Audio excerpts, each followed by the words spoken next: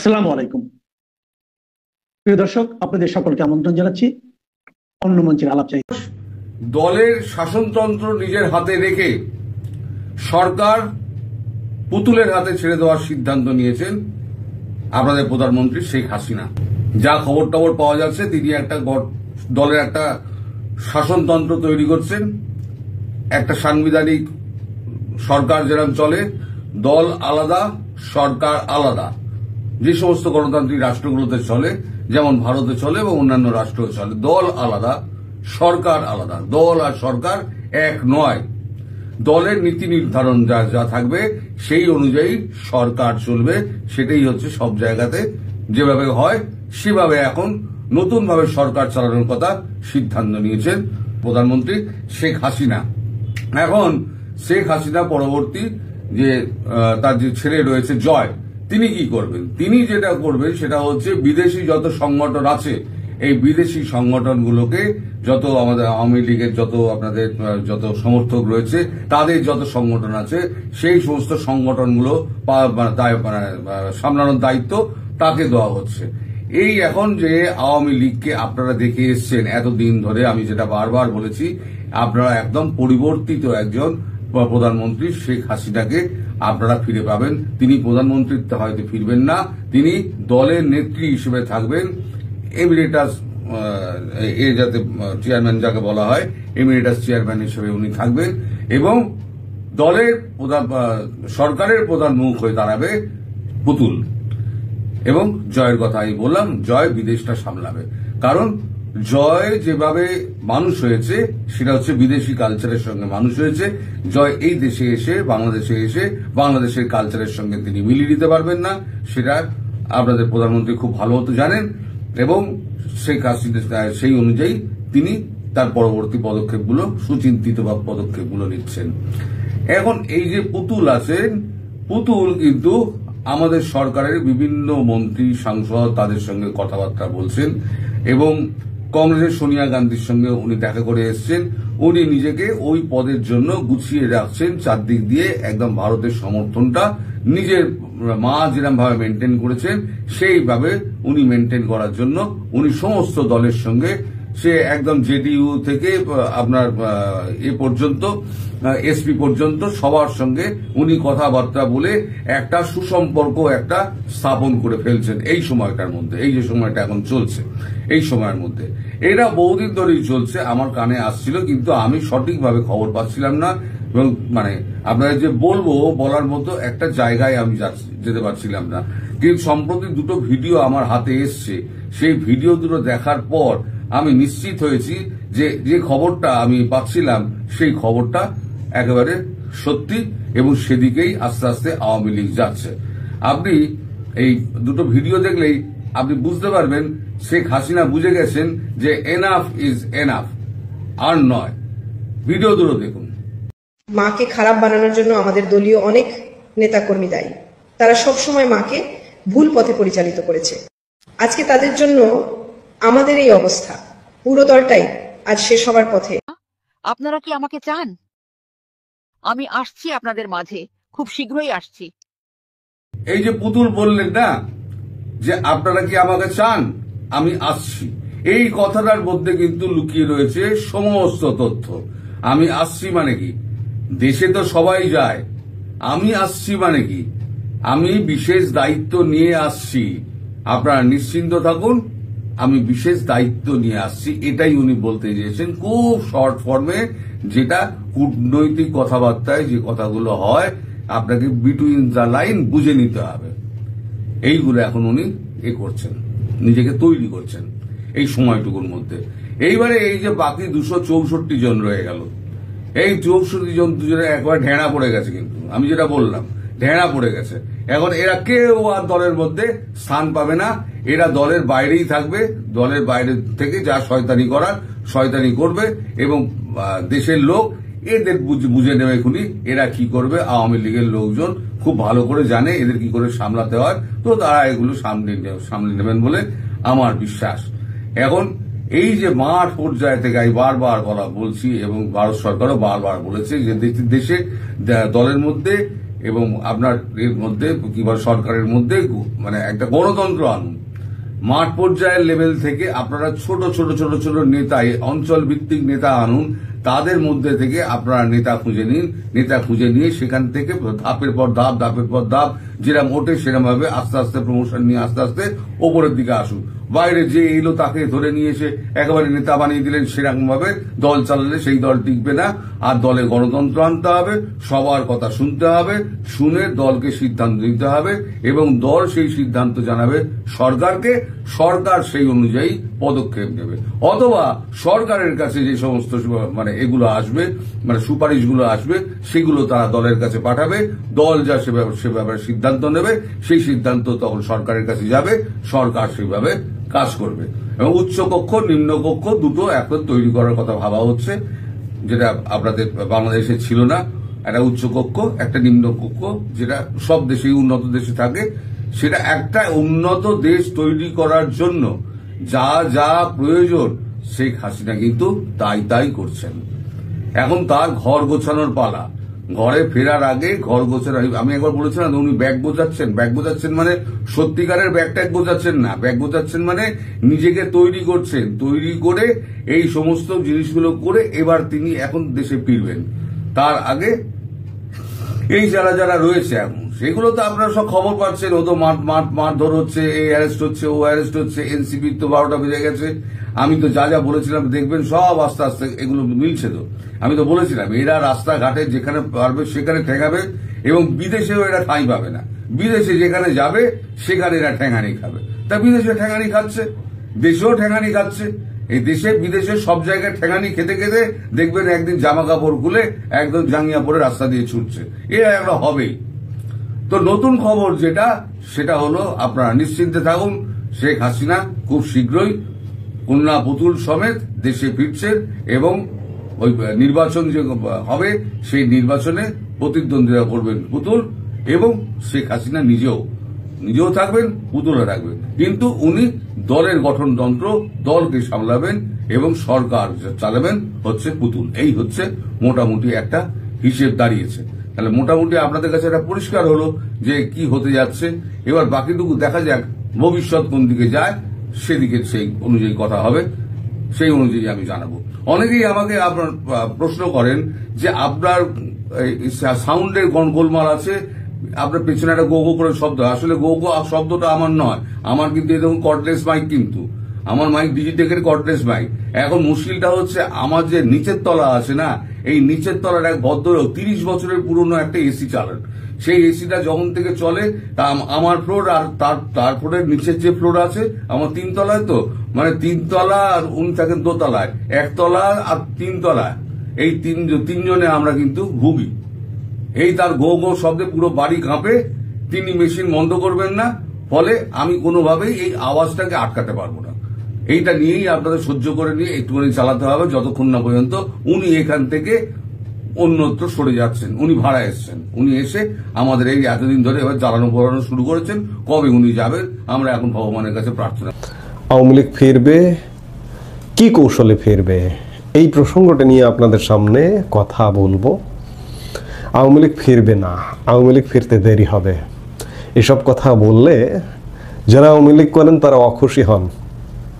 গতকালকে একটা ভিডিওতে আমি বলেছি যে সরকার আরো জেকে বসছে, দুর্বল সরকার কিন্তু কোনো ঝাঁকি অনুভব করছে না বলে সরকার আরো জেকে বসছে। আওয়ামী লীগের লোকজন হয়তো খানিকটা হতাশ হয়েছেন, কিন্তু আজকে এ কথাও বলছি, আগেও বলেছি, বরাবরই বলছি, আওয়ামী লীগকে ফিরতে হবে। এটাই হচ্ছে বাস্তবতা। ধরুন আমি আগেই বলেছি, কয়েকদিন যাবতই বলছি, বাংলাদেশের রাজনীতি হবে পাকপন্থী, ভারতপন্থী, মুক্তিযুদ্ধের পক্ষের শক্তি, বিপক্ষ শক্তি, মধ্যপন্থার কোনো অবস্থান নাই। ডাকসু নির্বাচনকে কেন্দ্র করে আপনারা দেখেছেন যে মধ্যপন্থার এখানে কোনো অবস্থান নাই। আওয়ামী লীগ আপাতত নিষিদ্ধ থাকবে না, নিষিদ্ধতা উঠে যাবে, আওয়ামী লীগ রাজনীতিতে ফিরবে। বিএনপি একটা মধ্যপন্থা। আমি কয়েকদিন ধরেই বলছি যে তারা আসলে কোন পন্থী, পাকিস্তানপন্থী না ভারতপন্থী, মুক্তিযুদ্ধের পন্থী নাকি মুক্তিযুদ্ধের বিরোধী শক্তি।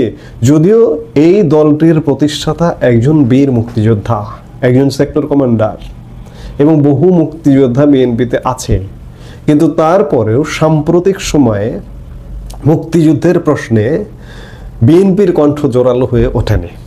এগুলো দেশের মানুষ ভালোভাবে নেয়নি এবং নানাভাবে নানান কর্মকাণ্ডে, বিতর্কিত কর্মকাণ্ডে বিএনপির কর্মকাণ্ড মানুষ ভালোভাবে নিচ্ছে না বলেই বিএনপি বেশ নাজুক অবস্থায় আছে।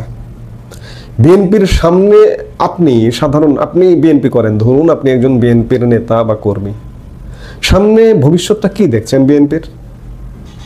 আপনি বিএনপি করেন, ধরুন আপনি তৃণমূলের বা গুরুত্বপূর্ণ একটা নেতা, আপনি কি বলতে পারবেন যে আপনার যে দলীয় প্রধান কার্যত আগামীর প্রধানমন্ত্রী হিসেবে যাকে আপনি স্বপ্ন দেখেন, তারেক রহমান আসলে কবে দেশে ফিরবে এটিকে আপনি বলতে পারেন? মির্জা ফখরুল ইসলাম আলমগীরও জানেন না। গতকালকে বিএনপির ভাইস চেয়ারম্যান একজন আব্দুল আওয়াল মিন্টু ফেনীর এক অনুষ্ঠানে বলেছেন যে নির্বাচনের ডেট হলে বিএনপির ভারপ্রাপ্ত চেয়ারম্যান তারেক রহমান দেশে ফিরবেন। নির্বাচনের ডেটটা কবে হবে? আমি আজকে একটি ভিডিওতে বলেছি যে নেপালেও বাংলাদেশের মতোই ঘটনা ঘটেছে। একটি অন্তর্বর্তীকালীন সরকার গঠিত হয়েছে গতকাল। সরকার গঠিত হওয়ার সাথে সাথে কিসের নির্বাচন কমিশন ডেট ঘোষণা করবে আর কিসের কি? 5 মার্চ 6 মাস সময় নিয়ে নির্বাচনের তারিখ পর্যন্ত ঘোষণা করে দিয়েছে।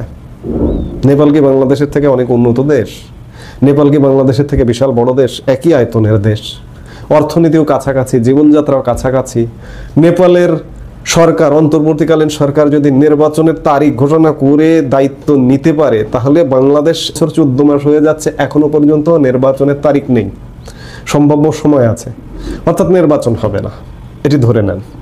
কিন্তু আমরা আলাপটা যেটি দিয়ে শুরু করেছিলাম যে আওয়ামী লীগ ফিরবে, আওয়ামী লীগের ফেরাটাই হচ্ছে বাস্তবতা। আওয়ামী লীগ কি কারণে ফিরবে? আমি বারবার যে বলি, আপনারা অখুশি হন যে আওয়ামী লীগ ফিরতে দেরি হবে, সরকার এই যে দুর্বল সরকার, ঝাঁকি নেই। আওয়ামী লীগের নেতৃত্ব আছে, আপনি আওয়ামী লীগ করেন, 14 মাস চলছে। আপনি আওয়ামী লীগের নেতা বা কর্মী যাই হোক, বলেন তো ভাই বুকে হাত দিয়ে যে 1 বছরে আওয়ামী লীগ নিয়ে কোনো আশার বাণী আপনি শুনেছেন আওয়ামী লীগের নেতৃত্বের কাছ থেকে? আওয়ামী লীগ যে যুদ্ধ করবে, আমি গতকালকে একটি ভিডিও করেছি, আওয়ামী লীগের যুদ্ধের এই মুহূর্তে প্রধান টুল হওয়া উচিত সোশ্যাল মিডিয়া, ফেসবুক প্রথমত এবং ইউটিউব। টুইটার সীমিত মানুষ ব্যবহার করে, এক্স সীমিত মানুষ ব্যবহার করে, বা অন্যান্য সোশ্যাল মিডিয়া যেগুলো আছে সেগুলো গণমানুষ ব্যবহার করে, ফেসবুক, ইউটিউব। আওয়ামী লীগের ফেসবুক এবং ইউটিউব আওয়ামী লীগ যখন ক্ষমতায় ছিল তখনও শিবিরের দখলে ছিল, জামাত শিবিরের দখলে ছিল, এখনো আছে। চ্যালেঞ্জ করলাম, আপনি এই চ্যালেঞ্জটা প্রমাণ করুন যে এটা শিবিরের দখলে নাই। গত 1 বছরের 14 মাসের কার্যক্রম এটাই বলে দেয়।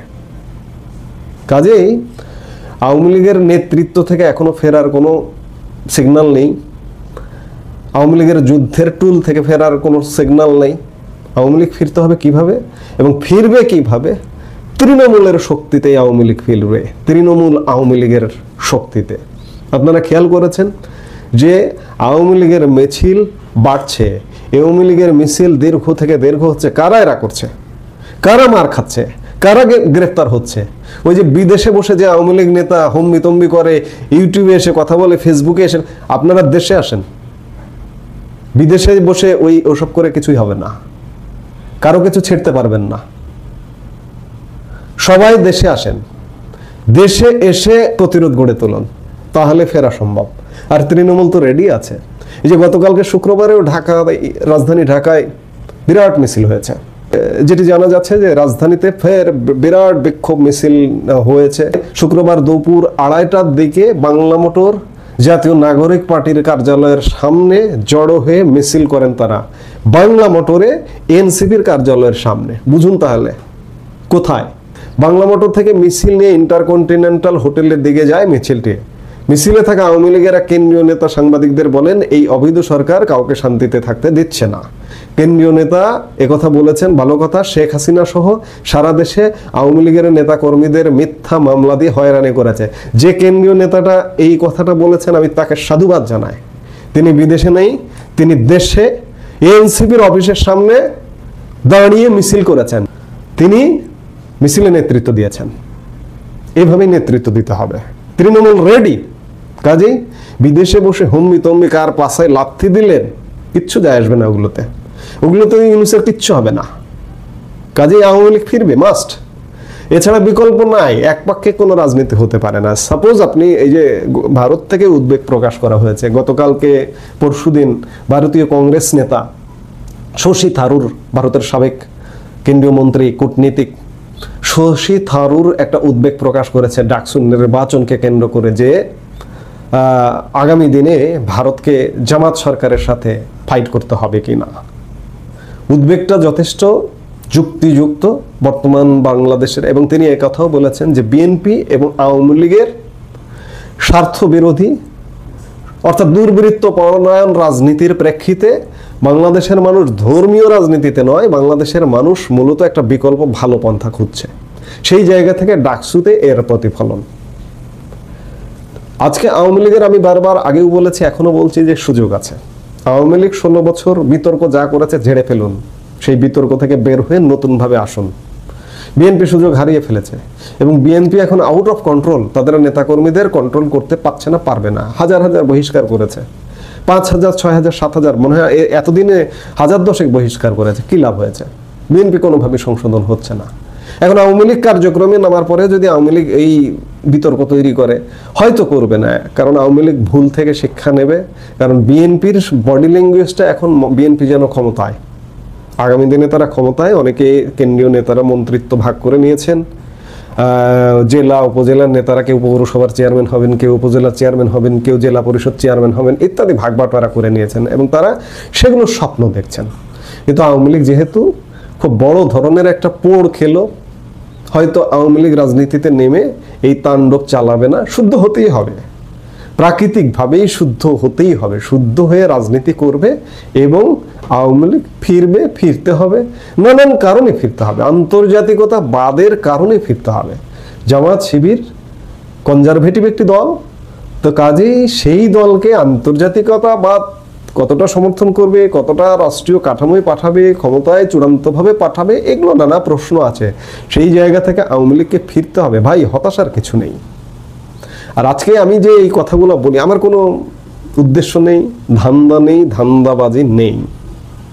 ইচ্ছে করলে আওয়ামী লীগ ক্ষমতায় ছিল সে সময়, আমি যদিও আওয়ামী লীগ করি না, বিএনপি করি না, জামাত করি না, কিন্তু আমি কোনো রাজনৈতিক দল করি না। আগে বলেছি, এখন বলছি, বারবার বলছি, যদি ধান্দাবাজি করতে চাইতাম আওয়ামী লীগের স্রোতে মিশে গিয়ে, এবং আওয়ামী লীগের মন্ত্রী পরিষদ থেকে শুরু করে, বঙ্গভবন থেকে শুরু করে, গণভবন থেকে শুরু করে বহু ক্লোজ মানুষ ছিল, কেউ বলতে পারবে না এক কাপ চা খেয়েছি।